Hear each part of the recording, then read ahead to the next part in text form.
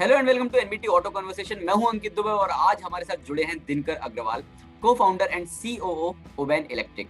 आज दिनकर से हम बात करेंगे two wheelers electric mobility and Oben electric के फ्यूचर प्रोडक्ट्स को लेकर। तो दिनकर जी, आपका बहुत बहुत स्वागत है। Thank you Ankit ji, thank you यहाँ पे बुलाने के लिए एंड आपके मंच पे और आपके व्यूअर्स के साथ इंटरेक्ट करने की अपॉर्चुनिटी देने के लिए thank you very much. Good to be here. Dinkar ji, पहला प्रश्न मेरा आपसे यही है कि हाल ही में आपने अपनी Oben roar high speed electric bike को लॉन्च किया है, तो अब इस बाइक के बाद भारतीय बाजार में ओबेन इलेक्ट्रिक की तरफ से और कौन कौन से टू व्हीलर्स हमें देखने को मिलेंगे? सो हमारा प्लान है 4 प्रोडक्ट्स लाने का अगले 2 साल में। तो हर 6 महीने में हमारा एक प्रोडक्ट लॉन्च होगा। तो एक मोटरसाइकिल जो भी आपने देखी है ओबेन रोड, जो एक high speed performance electric motorcycle है। उसके बाद हमारा एक व्हीकल आएगा जो एक एंट्री लेवल सेगमेंट में मोटरसाइकिल आएगी। और फिर उसके बाद हमारे एक परफॉर्मेंस स्कूटर और एक बेसिक स्कूटर। सो ये 4 हमारे प्रोडक्ट्स हैं, बट चारों ही हमारे B2C सेगमेंट के लिए रहेंगे।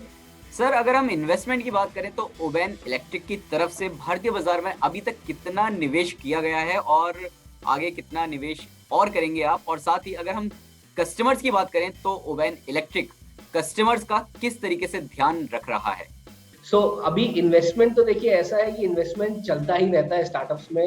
वो तो आता जाता है और बढ़ता जाता है और आगे ग्रो होती जाती है। कस्टमर्स के लिए हम लोग जो कर रहे हैं, तो जैसे हम लोगों ने लॉन्च में भी बताया था कि पहले तो हमारा ये प्रोडक्ट आएगा ओबेन रोड, जिसके साथ जहाँ जहाँ ये चीज़ें लॉन्च होंगी वहाँ पे हमारे चार्जिंग स्टेशन भी रहेंगे। हमारे खुद के चार्जिंग स्टेशन भी रहेंगे जो कि 1000 प्लस रहेंगे 9 सिटीज़ में। दूसरा हमारा साथ ही साथ उन्हीं 9 सिटीज़ में हमारे पार्टनर्स के थ्रू, थर्ड पार्टी पार्टनर्स के थ्रू 12,000 प्लस चार्जिंग स्टेशन की अवेलेबिलिटी रहेगी ऑल अक्रॉस इंडिया। जिससे कि जिस दिन कोई भी हमारा कस्टमर अगर इलेक्ट्रिक मोटरसाइकिल हमारी लेता है, तो उसी दिन से उसको चार्जिंग इंफ्रास्ट्रक्चर की प्रॉब्लम ना। और दूसरी जो चीज़ है वो in terms of after sales and service. तो जहाँ-जहाँ हम आएँगे, जिस-जिस शहर में, वहाँ-वहाँ हमारी डीलरशिप रहेंगी और डीलरशिप के साथ-साथ हमारे वहीं पे आफ्टर सेल्स एंड सर्विस के सेटअप रहेंगे, जिससे कि कोई भी स्पेयर पार्ट्स और कोई भी सर्विस में किसी भी कस्टमर को कोई परेशानी ना हो उन शहरों में जहाँ पे हम हैं। ईवी इकोसिस्टम के साथ अगर हम मेक इन इंडिया की बात करें तो ओबेन इलेक्ट्रिक किस तरीके से मेक इन इंडिया इनिशिएटिव की तरफ बढ़ रहा है और भारतीय बाजार में किस तरीके से लोकलाइजेशन कर रहा है? तो उसमें हमारा 5 साल का जो प्लान है, उसमें हम लोग मैन्युफैक्चरिंग में 700 करोड़ इन्वेस्ट करने वाले हैं, जिससे हमारे करीब 2000 जॉब जनरेट होंगे। और साथ ही हम 4 प्रोडक्ट जो मैंने आपको बताया वो लेके आएंगे। तो ये हमारा मेजरली 5 साल का प्लान है कि हम मैन्युफैक्चरिंग में कितना इन्वेस्ट करेंगे, कितने जॉब उससे क्रिएट हो सकते हैं, कितने हम प्रोडक्ट लाएंगे और प्लस हम 10 कंट्री में एक्सपोर्ट्स भी शुरू करेंगे नेक्स्ट मंथ। ग्राहकों के मन में एक सवाल रहता है कि क्या हमें ओबेन इलेक्ट्रिक की जो बाइक्स हैं, ठीक है, वो हमें डीलरशिप के जरिए देखने को मिलेंगी या फिर ऑनलाइन? नहीं, डीलरशिप के जरिए। क्योंकि हम लोग अभी भी ये फर्मली बिलीव करते हैं कि जो इंडिया में लोग हैं, कस्टमर के लिए इंडिया में टू व्हीलर बहुत ही ज़्यादा ज़रूरी और डेली नेसेसिटी की चीज़ है, जो कि इंसान खुद देख के, टच करके, फील करके लेना चाहता है। बिकॉज़ इंडियन के लिए ये शौकिया चीज़ नहीं है, ये उनकी ज़रूरत है। और पैसा भी जो वो लगाते हैं, वो एक बहुत अच्छा पैसा उसमें डालते हैं, तो उनके हिसाब से। तो इसीलिए देखिए, आइए, समझिए, चलाइए, फिर लीजिए। लेकिन सर, कोविड के टाइम पर डिजिटाइजेशन काफ़ी तेज़ी से आगे ग्रो किया है, तो ऐसे में अगर बाई चांस जो नया वेरिएंट है, जो नया म्यूटेंट है, वो बाहर निकल के आ रहा है धीरे-धीरे, अभी मुंबई में ऑलरेडी आ चुका है एक केस, तो उस कंडीशन में ओबेन इलेक्ट्रिक को जो लोग पसंद करते हैं या जो उनकी बाइक्स खरीदना चाहते हैं, तो उस कंडीशन में क्या चीज़ आप उनके लिए करेंगे? नहीं, तो आप बुकिंग जो है वो तो ऑनलाइन कर ही सकते हैं। ओके। आज भी कर सकते हैं, आगे भी कर पाएँगे। आप बुक कीजिए, उसके बाद जिस भी शहर में हम होंगे, वहाँ पे हम टेस्ट ड्राइव्स आपके लिए ऑर्गेनाइज़ करवाएँगे इन अ कंट्रोल्ड एनवायरनमेंट। अगर कभी कुछ ऐसा होता भी है, तो सब कुछ बंद तो नहीं होता है और स्पेशली होपफुली वैसा नहीं होगा जैसा फर्स्ट लॉकडाउन हुआ था। तो हम लोग उस चीज़ को मैनेज करके सारा अपना जो भी कोविड प्रोटोकॉल्स हैं, वो रख के और वो करेंगे।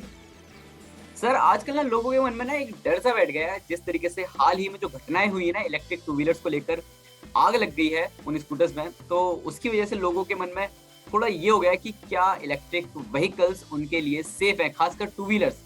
तो ऐसे में आप क्या कहना चाहेंगे? देखिए, मैं पहले तो ये चीज़ बोलना चाहूँगा कि जो भी प्रोडक्ट लॉन्च करता है, वो कुछ तो सोच समझ के लॉन्च करता है, तो ऐसा तो नहीं है कि उसमें क्यों हुआ, क्या हुआ, वो बेस्ट वही लोग जानते हैं।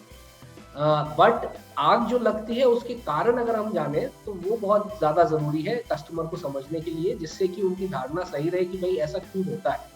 एक चीज़ होती है कि आपके सेल जो हैं, वो किस क्वालिटी के हैं। आप कौन से सेल्स गाड़ी में डाल रहे हैं, अ, उसमें बहुत मैटर करता है। ज़रूरी नहीं है कि हर कंपनी के सेल अच्छे हों, ठीक है? दूसरा है कि आप उसको किस गाड़ी में डाल रहे हैं और आप उस सेल से निकालना क्या चाहते हैं। जैसे अगर आप अपनी लैपटॉप अगर ले लो या मोबाइल फ़ोन ले लो, आप मोबाइल फ़ोन की बैटरी से आप लैपटॉप नहीं चला सकते, ठीक है? वो बैटरी फट जाएगी। हुँ, क्यों? क्योंकि आप जितनी बैटरी जो है पावर देने के लिए बनी नहीं है, उससे ज़्यादा अगर आप पावर निकालने की कोशिश करोगे, तो बैटरी परेशान करती है। तो वो एक चीज़ होती है। तीसरी चीज़ आपकी होती है कि जो गाड़ी जिस देश के लिए बनी है, अगर आप किसी दूसरे देश की चीज़ इंडिया में चलाने की आप कोशिश करोगे, क्योंकि इंडिया की एनवायरमेंटल कंडीशंस अलग है, इंडिया के टेम्परेचर्स अलग हैं, इंडिया में चलाने का तरीका अलग है, रोड अलग है, लोग अलग हैं। जैसे अगर आप जाओगे चाइना में, आप देखोगे तो एवरेज वेट जो है चाइनीज़ लोगों का बहुत कम है, कंपेयर्ड टू इंडियंस जो एवरेज वेट है। तो अब उसी गाड़ी पे जो बनी है कम वेट के लोगों के लिए, उस पे अगर आप हेवी वेट चढ़ा के और ज़्यादा परफॉर्मेंस निकालने की कोशिश करोगे, तो आपको इश्यू आएँगे। सिमिलरली अगर टेम्परेचर के लिए बनी है, अब जैसे कोई कंपनी है जो कि बाहर के टेम्परेचर्स के लिए है, जहाँ पे 18-20 डिग्री टेम्परेचर होता है। गाड़ी बनी ही उन टेम्परेचर्स में चलने के लिए है। अब आप उसको अगर 50 डिग्री के टेम्परेचर में चलाओगे, जहाँ पे मतलब जयपुर या दिल्ली की गर्मी में, तो वो परेशानी आने के चांसेस हैं। तो इसीलिए जो हम बिलीव करते हैं ये कि आप जो भी प्रोडक्ट बना रहे हो, आप उस जगह के हिसाब से बनाओ जहाँ के लोगों के लिए वो प्रोडक्ट है।